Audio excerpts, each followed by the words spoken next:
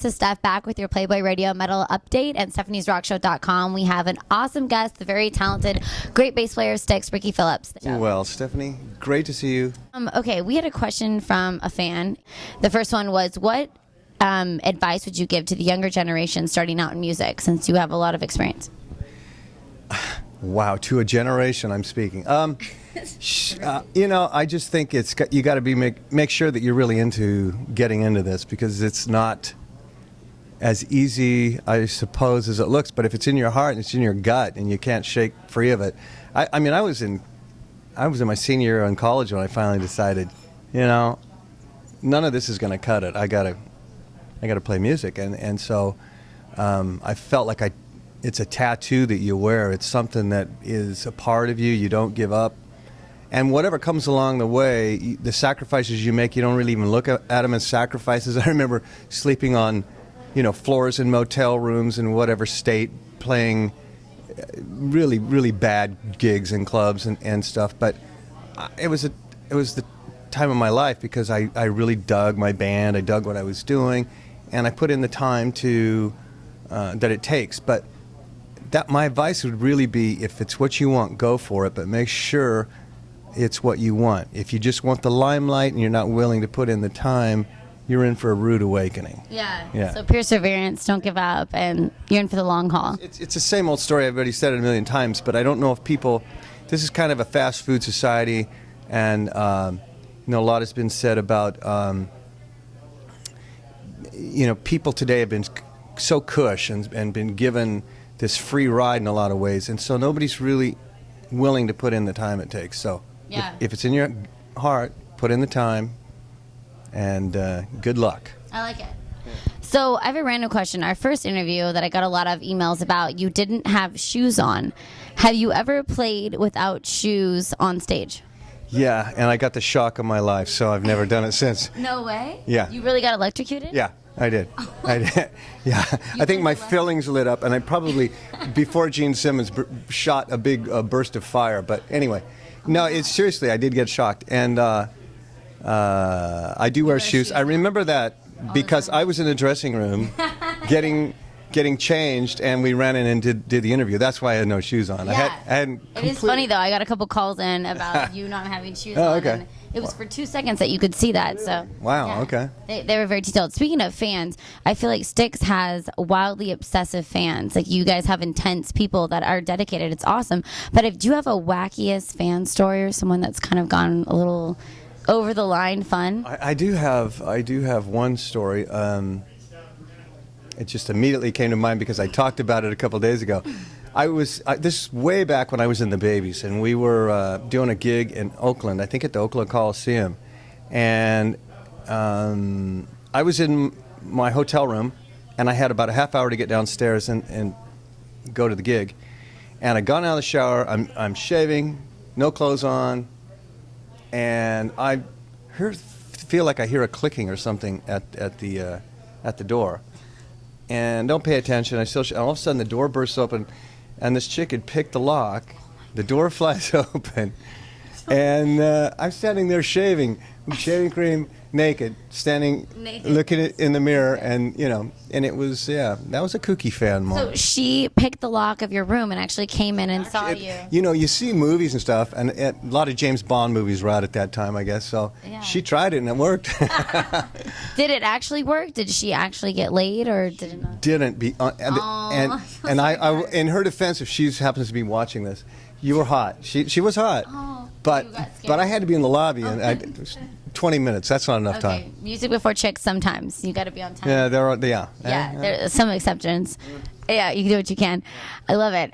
So why is it? Maybe it's already out there that Styx is spelled Styx. Like, is there? Those guys are really bad spellers. No. They never took a spelling. No. The river Styx, Greek mythology. It's that's the river that Achilles was dipped. And that's hence Achilles' heel. That's the only place that he wasn't protected from the magical powers of the river Styx, and that's where it comes from. Oh, nice! I had no idea. Okay, so if you could play and jam out with two bass players, either Paul McCartney or Flea, who would it be? It would be John Entwistle. Oh. Oh, no, sorry. He wasn't one of them. No, that's okay. Paul McCartney or Flea? Well, you know what? I think if I was jamming, it would be Flea. Yeah, he looks like a lot of fun. Yeah, he's insanely good. He doesn't date people with one leg. He doesn't? No. He likes two legs. He might be better. Really? Okay. Well, it's just a little fact. Paul McCartney likes doing girls with one leg. That's what he's into. Okay. Well, Paul is the consummate writer of the bass part, and he's the guy that I owe so much to because actually, another story I was telling recently is that I was the guitar player in my bands when I was 10, 11, 12, 13, and then my bass player left his bass at my house after a band practice, and I tried to play the Paul McCartney lines of like Nowhere Man and Rain, which was so cool, but a lot of them were really hard. Yeah. And I thought, there's more to this than I realized, and then I was obsessed, and that was it. And I switched over. I still play guitar. I've played guitar on a lot of projects. That I played some guitar in the Babies albums, and I played guitar in a lot of stuff I've done. Keyboards really was my first. We talked about this in the first interview we did, but bass is actually my third instrument, and it's something that I think it spoke to me. If as corny as that might sound, it was something I really went, whoa, this is what felt inside. Yeah, absolutely. It's something that I went after, and I'm still going after. Absolutely. I dig it. Well, you rock at it. So I'm really interested in, like, you born in Iowa, lived and grew up in Northern California, and what brought you to Austin, Texas? What made you fall in love with this area? Yeah, I came to Austin in 1979 in the Babies. We all flipped out about this place, and it was even more quaint than it is now. It took me being in a position, being in Styx, where you can really live wherever you want. And we're all over the map, all of us. None of us really live in the same city. Although Todd Zuckerman, he and his wife actually live in Austin as well. They came before I did. But it was the first time I could really live wherever I wanted, and it wasn't determined by, my job wasn't determined by where I live, or the other way around. And I started looking. I looked everywhere. I looked in Atlanta, and I looked in all the places I really thought would be cool to live. I lived in Myrtle Beach because I'm a golfer. I looked in Park City, Nevada, Oregon coast. I was really, really thinking about the Oregon coast for the long You ever golf at Pebble Beach? No. You have to. You have to go. You have to get me on. Oh, I will in 2 seconds. Really? You're Ricky Phillips. Yeah. I will call them, and they will be like, please golf here. Yeah. Yeah. Oh, That's where I lived, right by, and I was bartending there. I know. So I'm going to call them and say, please, next celebrity golf tournament, Ricky Phillips has to be in it. Perfect. Yes. Perfect. Okay, this is Good. on the roster. I'm going to pack a little bag and get ready for that. Okay, good. All right. Good to shut off. No, but like, what made you be like, okay, Austin, that's what I need to. I came to Austin, and I started looking at property just to see if it was still as cool as it was when I was here years ago, and it really was, and it got better because there are so many cool things about. There's the hill country, there's the downtown area, the north side. There's anything you can think of in Austin. There's a lot to offer, and it has. I grew up in a small town in Northern California, so it has a small town feel. The people are much more friendly than, say, most big cities, and there's a vibe, just that southern hospitality that I'm addicted to. I love it. Yeah. So, and also the look of Lake Travis reminded me of Lake Shasta that I grew up on, like a mini Lake Shasta, and I just kept coming back, and that was it. I crossed all the other ones off and moved here. I dig it. No, I love Austin. That's why we just got here for a year. It rocks. Okay, random question. I want to know, Motley Crue or Enough's Enough? If you had to go to a live show. You know, wow, I like that. I'd go Motley Crue. Yeah? I would. Okay, you're a bad boy. Then that says a lot about you. It might, but you know, it's funny. I saw the Crue when they were first starting, and they had a little tiny room.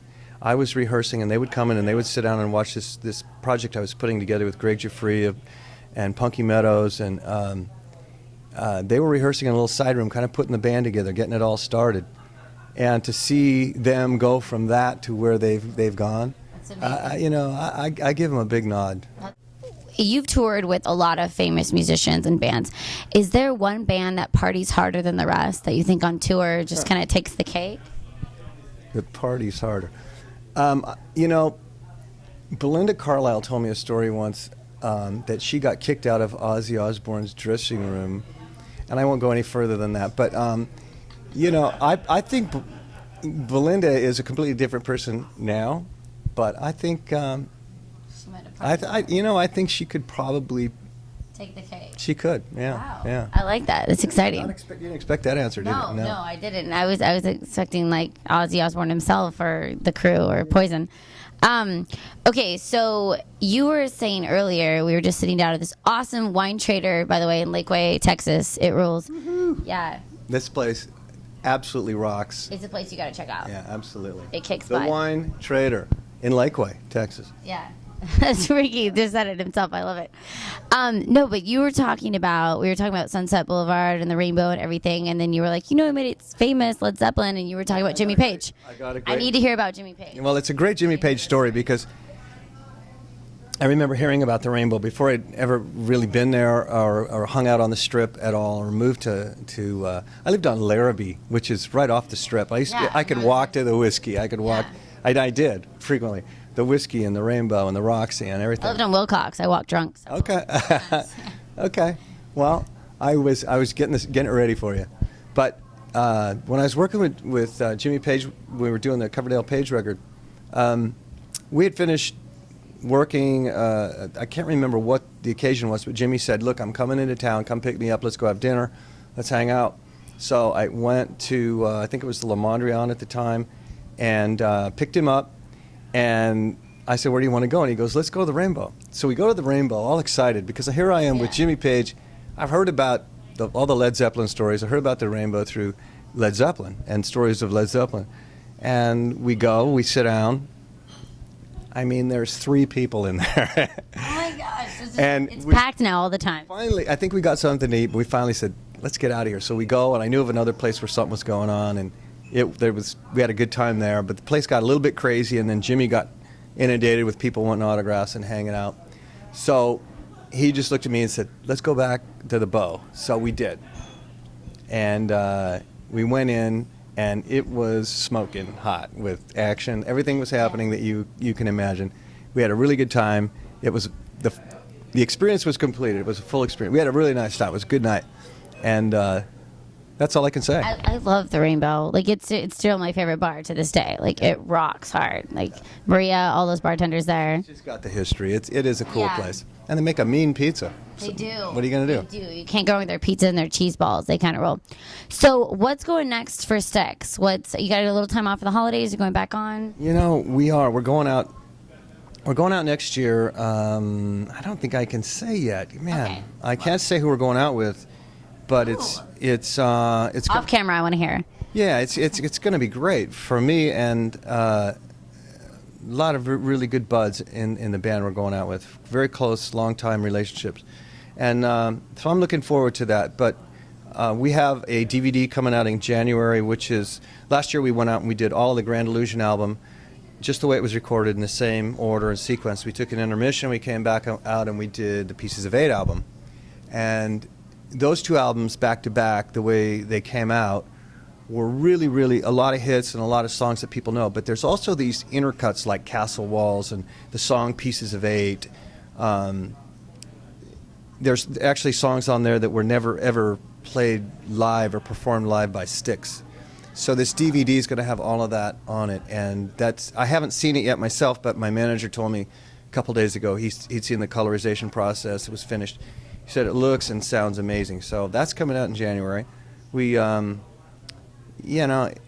always something going on in this camp. Next, we're shooting an NBC special next week. I think it's airing in January, which should be kind of fun. We've condensed like 3.5-minute versions, and all these famous skaters like Brian Boitano and Nancy Kerrigan and a host of others. They're all going to go out and they get handed one of our songs, and they on the spot have to come up with some sort of choreography, and they go out and do that. And we're shooting that next week. There's just always something going on. Yeah. You got to check the Styx website nonstop, 24/7. They're always doing something. Well, thank you so much for stopping by the show.